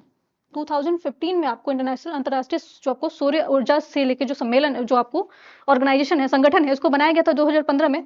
लेकिन भारत ने इसको अकेले नहीं बनाया था, इसमें दो जो है देश का भागीदारी था, इंडिया प्लस फ्रांस, इंडिया और फ्रांस के इनिशिएटिव से बनाया गया था, ठीक है। तो जब इनिशियली इसको बनाया गया था तब ये बोला गया था जो आपको ट्रॉपिक्स वाले क्षेत्र जहाँ पे आपको सौर जो ऊर्जा है वहां पे सबसे ज्यादा है, वहीं पे उसी देश को ही इसका मेंबर बनने का वो पहले अधिकार था। बट 2005 के जो 2005 नहीं 2010 के बाद इसको बदल दिया गया, ठीक है। इसको 2010 के बाद 2015 में बना, ठीक है। 2020 में आपको क्या किया गया, इसमें आपको सबके लिए एंट्री ओपन कर दिया गया। यूनाइटेड नेशन के जितने भी मेंबर कंट्री है सब आपको इसको ज्वाइन कर सकते हैं। तो अभी के लिए आपको याद रखना है कि इसके डायरेक्टर जनरल, महानिदेशक जो है वो कौन है आपको, ये भी आपको इनका अपॉइंटमेंट हुआ था 2025 में, आशीष खन्ना, सॉरी जो आपको इंटरनेशनल सोलर एनर्जी है उसके डायरेक्टर जनरल हैं। अब एक सवाल और बनेगा यहाँ से, इसके मेंबर बहुत सारे अपडेट होते रहते हैं, नए नए मेंबर जुड़ते रहते हैं इसमें, ठीक है। सो जो नया मेंबर है वो कौन सा मेंबर है, ये है आपको माल्टा। सो माल्टा देश है जो कि आपको 119th नंबर का मेंबर बना है, किस चीज का, इंटरनेशनल सोलर अलायंस का। हेडक्वार्टर बता दिया गुरुग्राम में है, 2015 में बनता है, इंडिया और फ्रांस के इनिशिएटिव से। डायरेक्टर जनरल कौन है, आशीष खन्ना है, ठीक है। इतना चीजें याद रखना है। नेक्स्ट क्वेश्चन आपका स्पोर्ट्स सेक्शन से है, ये भी आपको 2025 का है न्यूज, बट इसको अवार्ड को दिया कब गया था, मार्च में दिया गया था, ठीक है। So who has been named as the BBC Indian sports women of the year 2025। So BBC के द्वारा जो है sports person of the year award दिया जाता है। 2025 का किसको मिला है, ये मिला आपको स्मृति मंधाना को, ठीक है। स्मृति मंधाना ये आपको क्रिकेट से एसोसिएटेड है। इसके अलावा अगर आपको आईपीएल वगैरह में दिलचस्पी रखते हो तो आरसीबी टीम की क्या है, कैप्टन है, और इन्होंने क्या किया था आपको पहले बार आरसीबी को, ठीक है, जिताया था। तो इससे तो चीजें याद ही होगी। एंड यहाँ पे कुछ और नाम भी दिख रहा है आपको, मनु भाकर, 2 बार इन्होंने आपको ओलंपिक मेडल दिलाया था, आपको याद हो, पेरिस ओलंपिक। फिर पीवी सिंधु, अच्छा पीवी सिंधु कौन से स्पोर्ट्स से रिलेटेड है,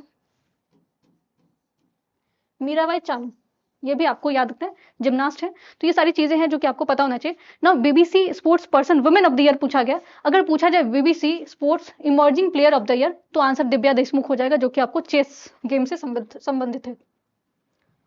नेक्स्ट क्वेश्चन अगेन अवार्ड से ही रिलेटेड है, ये 2026 का जनवरी का न्यूज है।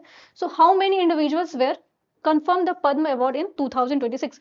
सो पद्म अवार्ड जो है वो 2026 में कितने लोगों को दिया गया है, कितने लोगों को कंफर्म किया गया, तो ये याद रखना, नंबर याद रखना आपको 131, 131 जो है मेंबर्स को देने की बात की गई है। अब पद्म अवार्ड में डिफरेंट कैटेगरी होता है, आपको पद्म विभूषण होता है, पद्म भूषण होता है, पद्मश्री होता है।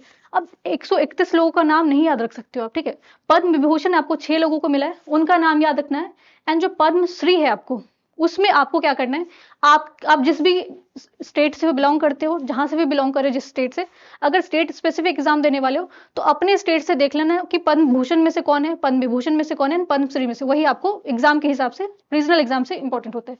अब यहाँ पे 131 है, जिसमें से आपको जो 5 है, ठीक है, 5 लोगों को पद्म विभूषण, 6 नहीं है, 5 लोगों को पद्म विभूषण मिला है, जिसमें से कुछ नाम आप याद रखना, आपको श्री धर्मेंद्र सिंह देओल, ठीक है, ये आपको याद रखना, श्री धर्मेंद्र सिंह देओल सबको पता है, ही मैन इनको बोला जाता है। एंड देन श्री केटी थॉमस, ये पब्लिक अफेयर से रिलेटेड है। फिर आपको एन राजम को मिला है, पी नारायण को मिला है जो कि आपको लिटरेचर और एजुकेशन में दिया है केरला से, आपको वीएस अछूत नंदन को भी मिला है। अब पद्म विभूषण जो है आपको इसमें बहुत सारे नाम है। अब यहाँ पे देखते हैं पद्म अवार्ड के बारे में।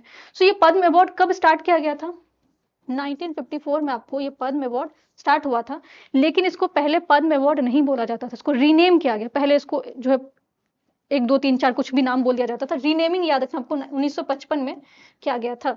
सो 1954 से स्टार्ट हो रहा है और हर साल आपको कब दिया जाता है? 26 जनवरी को दिया जाता है, गणतंत्र दिवस के दिन जो इसको दिया जाता है। इस बार 131 5 लोग पद्म विभूषण, इसमें से जो है वो पूछा जाएगा, विभूषण वाला पक्का पक्का पता होना चाहिए।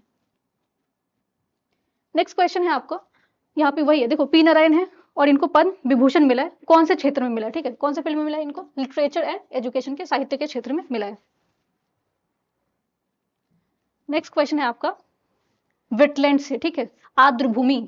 ये बहुत इंपॉर्टेंट, इसलिए इंपॉर्टेंट है क्योंकि इससे ना बहुत ज्यादा अपडेट आता रहता है, कुछ ना कुछ आता रहता है। एंड इसमें से कुछ ऐसे प्रमुख स्थल है जो कि आपको पर्यावरण के हिसाब से, इन्वायरमेंट के हिसाब से बहुत इंपॉर्टेंट है, और वही स्टैटिक में आपको वहीं से सवाल पूछा जाता है। तो स्टैटिक में जहां से सवाल पूछा जाता है वो तो देखेंगे, बट करंट अफेयर में क्या था वो भी देख लेते हैं। सो छारी धान नाम है इसको, ठीक है, wetland which was recently added to the Ramsar network is located in which state? आपको हाल ही में आपको रामसर नेटवर्क के शामिल की गई है, ठीक है, छारी धान नाम है इसका, और ये आर्द्र भूमि आपको किस राज्य में स्थित है? तो छारी धाम कहाँ पे आपको? गुजरात में है, ठीक है। सो अभी जब तक ये आपको लेक्चर मिल रहा है तब तक के लिए बात कर रही हूँ, तब तक आपको टोटल 98 रामसर साइट है इंडिया में। अब ये अपडेट हो सकता है बढ़ जाएगा, घटेगा तो नहीं, बढ़ ही जाएगा। इसमें टोटल अभी 98 है, जिसमें से आपको छारी धाम और एक और है जिसका नाम है पटना आर्द्रभूमि रामसर साइट। अब ये पटना पक्का लगेगा कहाँ पे? बिहार में, ठीक है, लेकिन गड़बड़ हो जाएगा। कहाँ पे? ये उत्तर प्रदेश में, यूपी में। ये वेटलैंड जो है आपको पटना वेटलैंड कहाँ पे? उत्तर प्रदेश में, यहीं पे गड़बड़ होगा क्वेश्चन। सो टोटल जो आपको 98 वेटलैंड है। अब वेटलैंड जो हमने देखा, आर्द्रभूमि देखा, तो आर्द्रभूमि दिवस कब मनाया जाता है? तो ये हर साल आपको 2 फेब को होता है। 1971 से ये प्रक्रिया शुरू हुई थी। रामसर जो है वो आपको एक जगह का नाम है जो कि कहाँ पे? ईरान में है, ठीक है, ईरान न्यूज में चला तो पता होना चाहिए। अब कुछ आर्द्रभूमि है जिसको फटाफट देख लेते हैं। सो जैसे कि अगर पूछा जाए आपको वूलर लेक, खोखरा वेटलैंड, और वूलर लेक खोखरा जो वेटलैंड पूछा जाए ये आपको जम्मू कश्मीर में है। फिर अगर पूछा जाए पोंग डैम, ठीक है, इसके अलावा अगर पूछा जाए आपको चंद्रताल वेटलैंड और रेणुका वेटलैंड, ये सब कहाँ पे आपको? ये आपको हिमाचल प्रदेश में। लेकिन लद्दाख में भी कुछ वेटलैंड है जैसे कि सूरीमन सागर और सोमरी, ये दोनों आपको लद्दाख में है। कंजली, हरिके और रोपर, रोपर तो आपको यूनिवर्सिटी IIT भी है। सो रोपर, हरिके और जो कंजली आपको याद रखना कहाँ पे है? पंजाब में है। फिर आपको सांबर, ये तो बहुत बार आपने सुना होगा, सबसे ज्यादा खारा माना जाता है इनलैंड, ठीक है, वैसे तो चिलिका है सबसे ज्यादा खारा पानी के लिए, बट सांबर लेक जो है वो आपको राजस्थान में याद रखना है आपको। इसके अलावा केला देव, ये भी आपको कहाँ पे? राजस्थान में, ये भी आपको रामसर वेटलैंड है। गुजरात में बहुत सारे जो आपको नाल सरोवर याद रखना है, बर्ड सेंचुरी। फिर इसके अलावा अगर पूछा जाए केरला में भी आपको वेम्बनाड है, ठीक है, इसके अलावा अष्टमुडी है। पॉइंट कैलिवर जो है वो आपको कहाँ पे? तमिलनाडु में है। फिर आपको कोलेरू लेक, ये बहुत इंपॉर्टेंट है, ये स्टैटिक जी के हिसाब से बहुत बार पूछा गया। कोलेरू लेक कहाँ पे? आपको आंध्र प्रदेश में है, बॉर्डर एरिया में है। चिलिका आपको कहाँ पे? उड़ीसा में है। एंड आपको भितरकनिका, ये भी उड़ीसा में है। फिर आपको सुंदरबन कहाँ पे है? तो ये कोलकाता में है। फिर रुद्र सागर, अब ये नाम से पक्का नहीं लगेगा, रुद्र सागर आपको कहाँ पे? त्रिपुरा में, ये यूपीएससी में पूछ लिया गया ऑलरेडी। फिर इसके अलावा लोकतक, बहुत बार यूपीएससी का फेवरेट है, लोकतक लेक कहाँ पे? आपको मणिपुर में है। डांसिंग डियर मिलता है आपको, संघाई डियर जिसको बोला जाता है। और दीपोर भील, ये आपको कहाँ पे? ये असम में है। एंड यहाँ पे अपर गंगा रिवर भी पूछा गया, तो ये आपको उत्तर प्रदेश में। बहुत सारे वेटलैंड है, सब एक साथ नहीं देख सकते हो आप, बस याद रखना कुछ ऐसा नहीं कि सारे स्टेट में 28 के 28 स्टेट में आपको क्या मिलता है? वेटलैंड मिलता है। कुछ ऐसे भी स्टेट है जहाँ पे वेटलैंड नहीं है, जैसे कि अरुणाचल में वेटलैंड आपको नहीं है, नागालैंड में वेटलैंड नहीं है। इसके अलावा बहुत से 1 2 3 4 राज्य और भी हैं, जैसे कि झारखंड में अब तक नहीं था, लेकिन झारखंड में अभी वेटलैंड एक और बना है, ठीक है, बता के ढूंढ के लेके आना आप लोग। लेकिन अभी हम लोग क्या देख रहे थे? छारी धान के बारे में। ये कहाँ पे? गुजरात में। पटना आपको कहाँ पे? ये उत्तर प्रदेश में, वेटलैंड के बारे में बात कर रही हूँ। नेक्स्ट क्वेश्चन आपका अगेन, ये भी अवार्ड से रिलेटेड है, विज्ञान रत्न से रिलेटेड, ठीक है।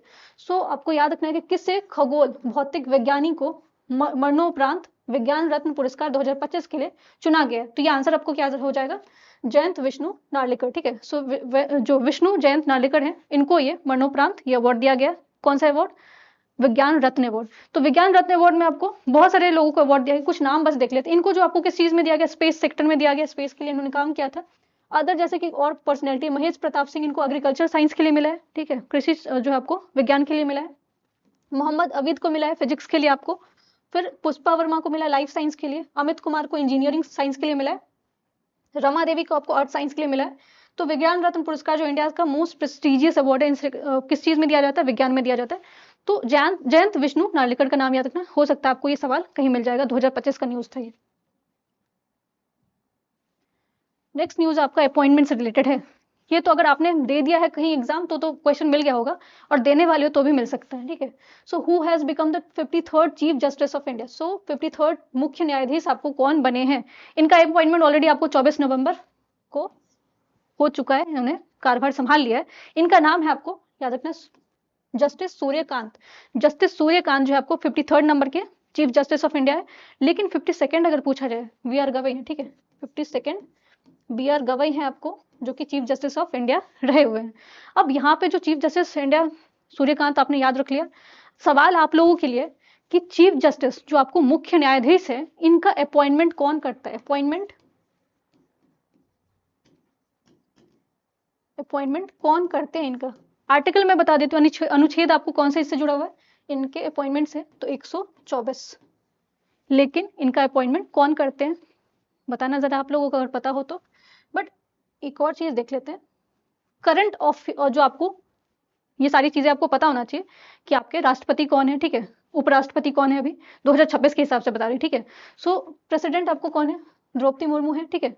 वाइस प्रेसिडेंट, इनका इलेक्शन जो है वो कब हुआ था, सितंबर में 2025 में हुआ था, सीपी राधाकृष्णन, आपको नाम याद रखना है। राज्यसभा के चेयरपर्सन या चेयरमैन पूछा जाए तो सीपी राधाकृष्णन ही है। प्राइम मिनिस्टर आपको कौन है, नरेंद्र मोदी है। एंड स्पीकर ऑफ लोकसभा, ये भी सवाल, क्योंकि इनको अगर पता हो तो इनको हटाने की बात चल रही थी, इस वजह से न्यूज में बहुत ज्यादा चल रहे थे। सो याद रखना आपको ओम बिरला। फिर आपको चीफ जस्टिस ऑफ इंडिया, ये आपको सूर्यकांत है। डिफेंस मिनिस्टर कौन है, तो ये आपको राजनाथ सिंह है। होम मिनिस्टर कौन है, अमित शाह है। Finance minister Nirmala Sitharaman. External minister Subrahmanyam Jaishankar, ठीक है। भारत मैटर्स पुस्तक याद है, पूछा गया था एग्जाम में, इनके द्वारा लिखित था। फिर इसके अलावा एग्रीकल्चर मिनिस्टर कौन है, आपको शिवराज सिंह चौहान है। एजुकेशन मिनिस्टर, क्योंकि एजुकेशन से आप लोग जुड़े हुए तो आपको याद रखना धर्मेंद्र प्रधान। फिर चीफ डिफेंस स्टाफ सीडीएस जिनको बोला जाता है, वो कौन है आपको, जनरल अनिल चौहान है। चीफ ऑफ आर्मी स्टाफ, ये कौन है आपको, उपेंद्र द्विवेदी है। And chief of naval staff, ये सब नाम याद रखना चाहिए आपको, दिनेश कुमार त्रिपाठी है। एयर, जो आपको चीफ ऑफ एयर स्टाफ कौन है, अमरप्रीत सिंह है। यूपीएस, अच्छा, आरबीआई के गवर्नर कौन है, तो संजय मल्होत्रा, आरबीआई के governor Sanjay Malhotra. Then UPSC के चेयरपर्सन, जो चेयरपर्सन है वो कौन है आपको, अजय कुमार है।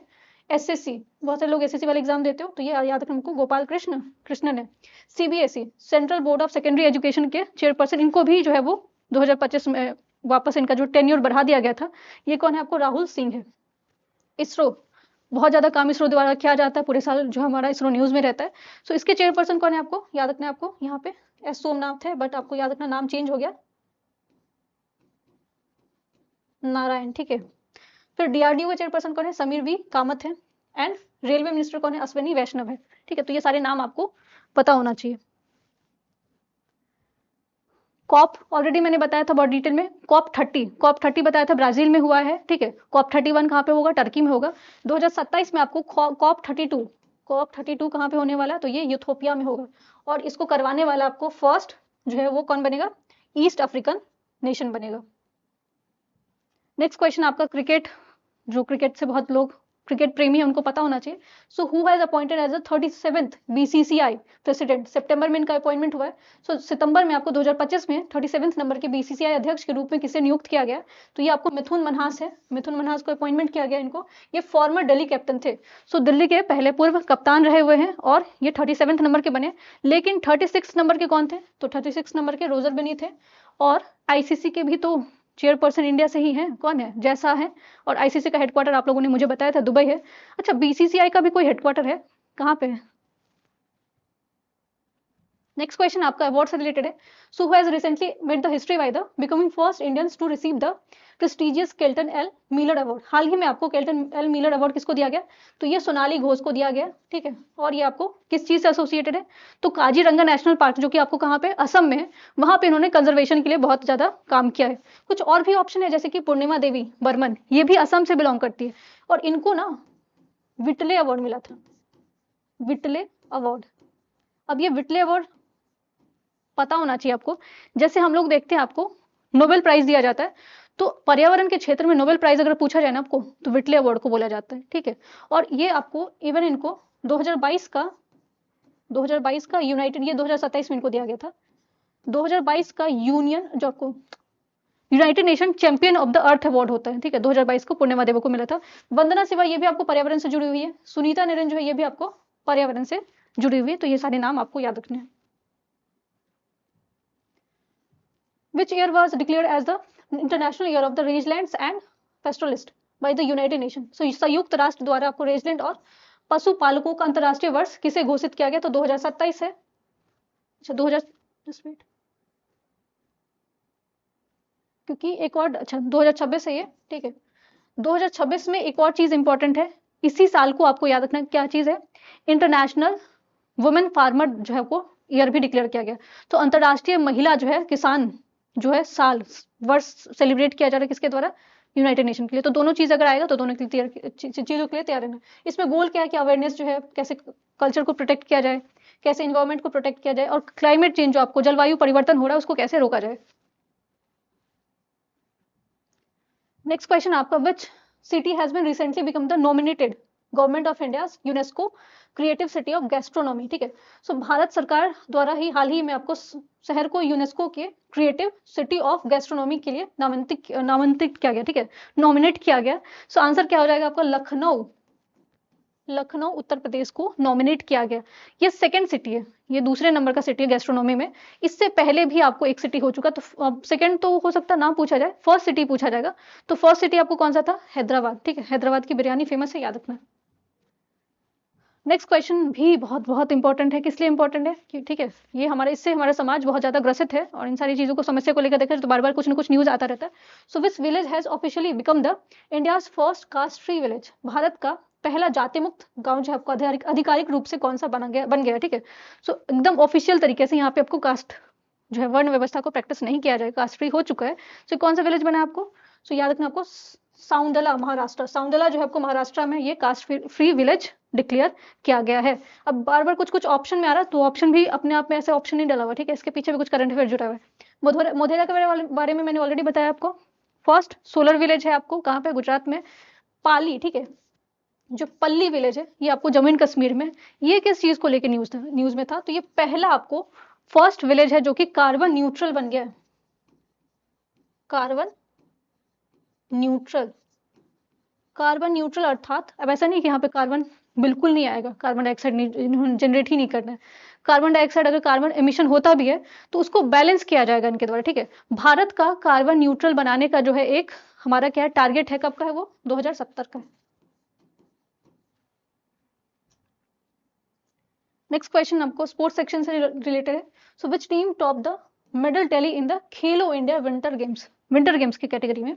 खेलो इंडिया विंटर गेम्स जो है वो, इस कैटेगरी में आपको पहला शीर्ष स्थान जो है पदक तालिका में सबसे ज्यादा किसने जीता है? तो ये आपको इंडियन आर्मी ने जीता है, ठीक है। अब जो खेलो इंडिया विंटर गेम है आपको, ये जनवरी में हुआ था, ठीक है। और कहाँ कहाँ पे हुआ था? इसका दो जगह वेन्यू था, लद्दाख और जम्मू में था, ठीक है। लद्दाख और जम्मू में दोनों जगह हुआ था। और मेडल टैली में टॉप किसने किया? इंडियन आर्मी ने किया। Next question again sports section से ही है। So which country will jointly host the FIFA World Cup? तो ये जॉइंटली फीफा वर्ल्ड कप तो पूछा ही जाएगा। मैस्कट पूछा जा सकता है इसका, शुभांकर जिसको बोला जाता है वो पूछा जा सकता है। सारी चीजों को देख लेते हैं एक साथ, ठीक है। सो फीफा वर्ल्ड कप आपको 3 देशों में होने वाला है, एक देश में नहीं हो रहा, ठीक है। कनाडा, मेक्सिको एंड यूएसए, 3 जगह आपको साथ में इसको कंडक्ट करवाया जाएगा। किसको? फीफा वर्ल्ड कप को ना। फीफा आया है तो फीफा वर्ल्ड कप आपको ऐसा बोला जाता है, इसकी प्रक्रिया जो है 1904 से ही स्टार्ट की गई थी। एंड इसका हेडक्वार्टर इनिशियली जो अगर देखा जाए, सो पहले इसको कहाँ पे रखा गया था? हेडक्वार्टर फ्रांस में इसकी शुरुआत की गई थी, ठीक है। 1904 में फ्रांस में शुरुआत हुआ था, बट इसको शिफ्ट कर दिया गया बाद में कहाँ पे? स्विट्जरलैंड में। अभी रिसेंटली में अगर पूछा जाए तो फीफा का हेडक्वार्टर कुछ है कहाँ पे? स्विट्जरलैंड तो मैंने बता दिया, बट सिटी ढूंढ के आप लोग लेके आना।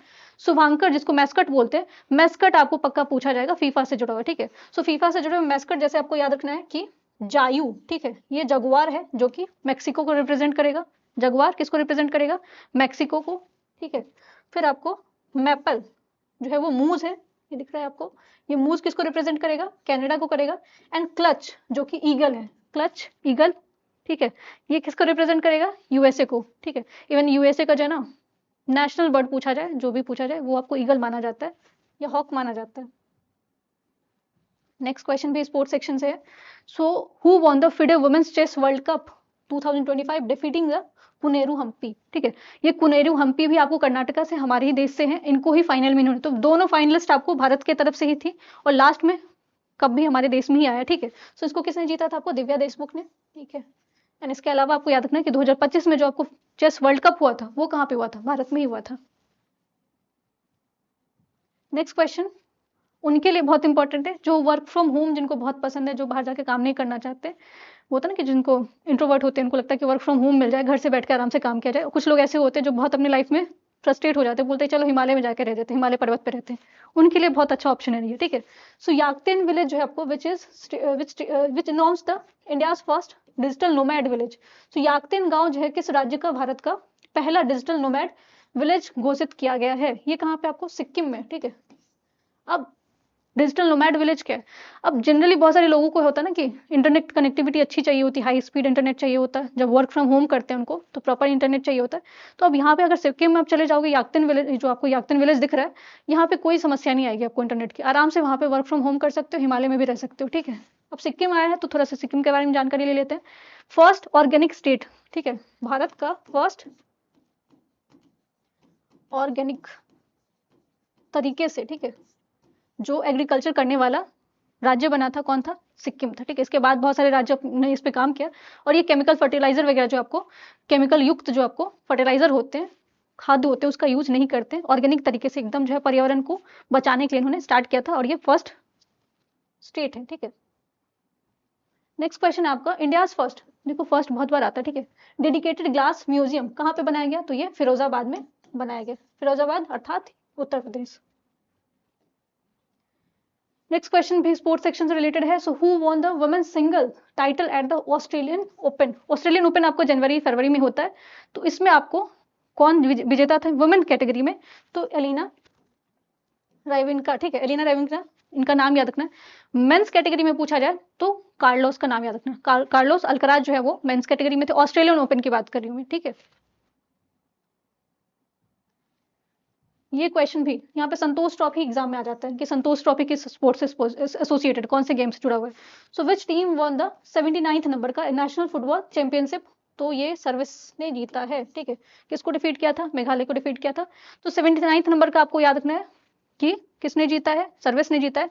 अगर 78 एक साल अगर पीछे उनका पूछने का मन हो गया तो याद रखना कोलकाता ने जीता था। क्या? संतोष ट्रॉफी। नाउ नेक्स्ट क्वेश्चन है आपका अगेन अवार्ड से रिलेटेड है एंड ये आपका नोबेल पीस से जुड़ा हुआ है। ठीक है, नोबेल पीस को लेके बहुत सारे देशों ने बोला था कि किनको ट्रम्प साहब को दिला दिया जाए। ठीक है, एंड इवन हमारा जो पड़ोसी देश है वो भी इस चीज़ की डिमांड कर रहा है कि उनके भी प्राइम मिनिस्टर को दिया जाए किस चीज़, कौन सा अवार्ड? Nobel Peace prize. ठीक है, सो इस पीस प्राइज को लेके बहुत झगड़ा हुआ है, तो देख ही लेते हैं क्योंकि सवाल में पूरे साल आपको 2025-26 में से न्यूज़ बना हुआ है। So who has been awarded the Nobel Peace Prize 2025?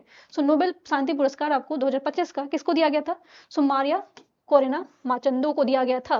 ये कौन से देश से बिलोंग करती है? वेनेजुएला से बिलोंग करती है। और अगर बताओ तो ये अपना अवार्ड किसको इन्होंने गिफ्ट कर दिया था? ट्रम्प साहब को दे दिया था। ठीक है, जिसके वजह से जो है बहुत बड़ा कंट्रोवर्सी हुआ था कि इस अवार्ड को उनको दिया जाता ना कि जो उन्होंने बहुत अच्छा काम किया किसके क्षेत्र में? शांति के क्षेत्र में। ठीक है, जिन्होंने शांति लाया, और ये फिर अशांत लोगों को क्या कर रही है? गिफ्ट कर रही है। ठीक है, ना नेक्स्ट ऑप्शन आपको दिख रहा होगा निहोन हिदोनका।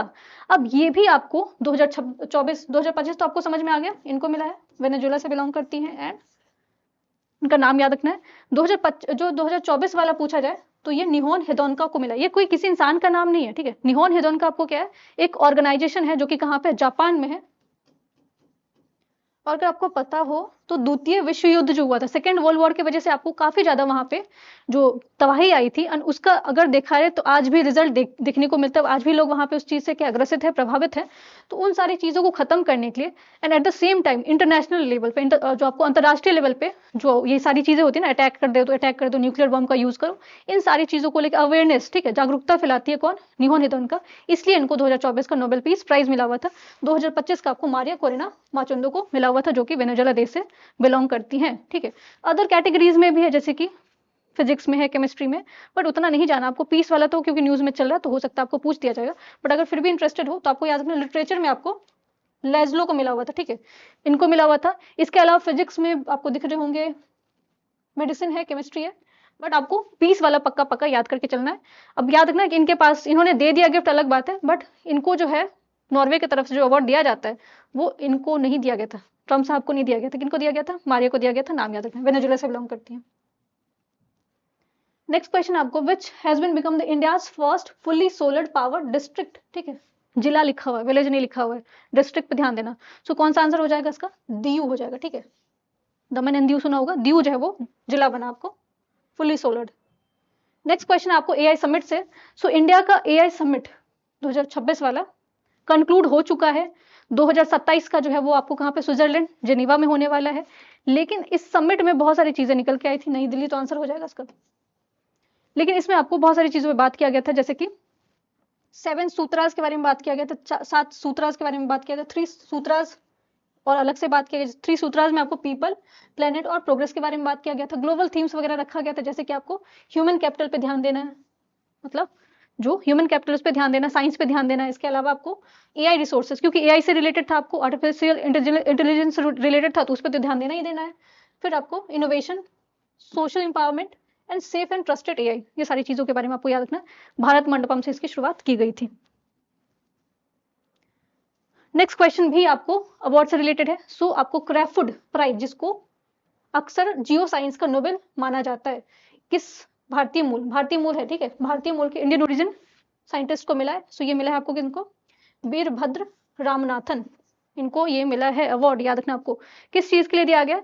सो इनका मानना है कि जैसे पहले हम लोग बात करते हैं ना, ग्रीन हाउस के बारे में आपने सुना होगा, ठीक है, ग्रीन हाउस उत्सर्जन के बारे में आपने सुना होगा, जो कि किसके वजह से माना जाता है? कार्बन डाइऑक्साइड की वजह से माना जाता है।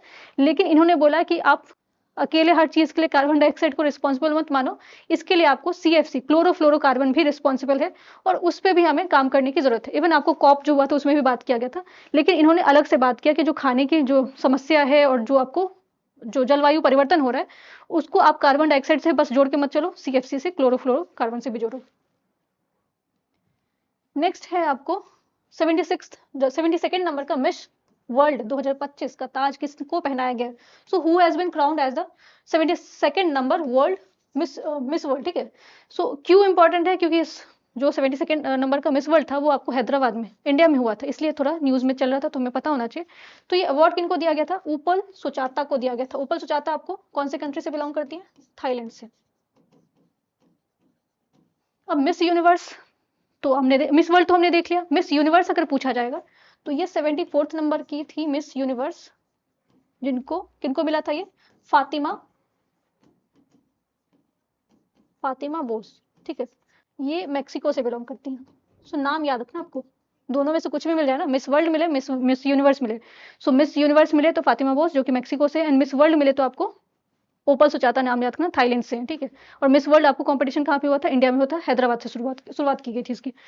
अब आप लोग के लिए सवाल है, क्या भारत से कोई मिस वर्ल्ड मिस यूनिवर्स रही है? कितनी रही है? कौन रही है? अगर पता है पहली, ठीक है, फर्स्ट टाइम जो बनी हुई थी, उनका नाम बताना।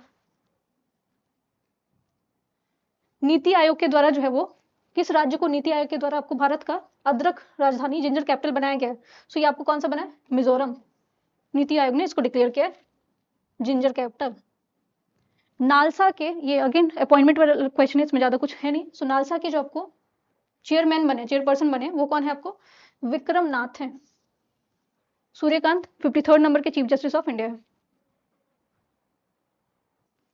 नेक्स्ट क्वेश्चन है आपका बाफ्ता अवार्ड। ठीक है, और बाफ्ता अवार्ड जो है वो कौन से कैटेगरी में, ये कैटेगरी भी आपको याद रखना है। ठीक है, सो कौन सा कैटेगरी है ये? चिल्ड्रन एंड फैमिली के लिए किनको दिया गया? बूम मूवी है, ये आपको मनी वर्क से रिलेटेड है। ठीक है, सो नाम याद रखना, मूवी पूछा जा सकता है। फिर आपका अगेन समिट है, वर्ल्ड गवर्नमेंट समिट 2026। तो वर्ल्ड गवर्नमेंट समिट जो है 2026 का, इसको कहाँ पे इसका आयोजन किया गया है? तो ठीक है, वर्ल्ड गवर्नमेंट समिट याद रखना आपको, जो है 2026 का, कहाँ पे आयोजन किया गया इसका? तो यहाँ पे फोटो भी दिख रहा है आपको, कहाँ से, एक तो याद रखना कब हुआ था, ये फेब में हुआ है, 2026 में हुआ है, एंड ये दुबई में हुआ है। ठीक है,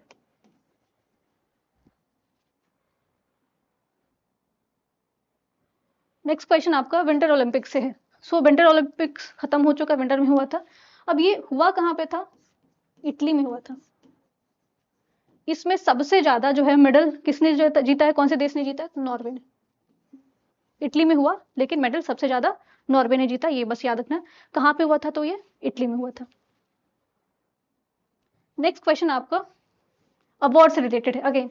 तो 2025 में बहुत सारे अवार्ड इनको दिए गए हैं प्राइम मिनिस्टर को, तो हो सकता है आपको पूछ दिया जाएगा कौन से देश से कौन सा अवार्ड मिला है या कौन सा देश नहीं दिया है इनको, ठीक है। सो हाल ही में आपको किस देश ने आपको प्रधानमंत्री को अपना सर्वोच्च नागरिक सम्मान speaker of the Knesset medal से सम्मानित किया है? So which country recently honoured the prime minister Narendra Modi with its highest civilian award है ये, ठीक है, speaker of the Knesset. Knesset क्या है आपका? इजराइल का पार्लियामेंट को बोला जाता है, इजराइल का जो संसद है उसको नेसेट बोला जाता है। तो ये कौन सा देश हो जाएगा? इजराइल हो जाएगा।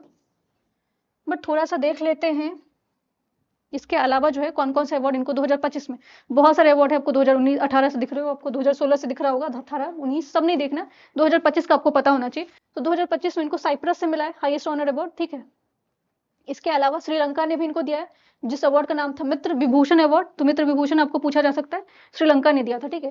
फिर मॉरिशस ने भी दिया था इनको grand commander of the order star की। रसिया में भी इनको मिला था, जब रसिया इन्होंने विजिट किया था तो रसिया से भी अवार्ड मिला हुआ था। तो बहुत सारे कंट्री का है, जिसमें साइप्रस का नाम याद रखना आपको, नामीबिया से भी मिला हुआ था, फिर आपको मॉरिशस से भी मिला हुआ है। तो ये कुछ कंट्री के नाम याद रखने, श्रीलंका का नाम याद रखना, ठीक है। सो ये ग्लोबल इनका ऑनर अवार्ड था। सो हमने पूरे 6 मंथ का करंट अफेयर कवर किया है। इसमें बहुत सारे क्वेश्चन जो इंपॉर्टेंट है उसको बार बार रिवाइज करना, चीज़ें याद हो जाएगी। एंड अगर मेहनत से लगता है आपको चीज़ें आपको आपके लिए था तो वीडियो को लाइक कर देना, और जितना से जितना हो सके सब्सक्राइब, चैनल को सब्सक्राइब एक ही बार करना, एंड शेयर जितना हो सके उतना करना। Thank you so much.